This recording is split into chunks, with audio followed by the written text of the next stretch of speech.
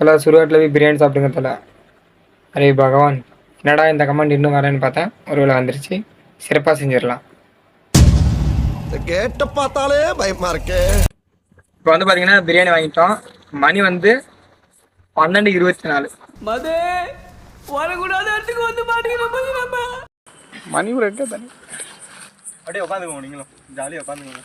Jesus அல்லாஹ் கருப்பசாமி பக்கத்துல தாங்க இருக்கீங்களா?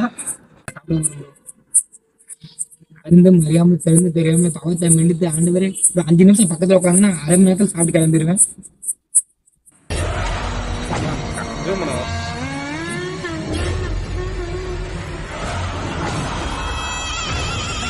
என்னோட டீம் மெம்பர்ஸ் ரொம்ப பயந்துருக்காங்க. சீக்கிரம் இடத்த காலி பண்ணணும். நான் இங்க மனசு வருத்தத்துல இருக்க. அது பாத்தீங்கன்னா சாப்பிட்டு முடிச்சாச்சு.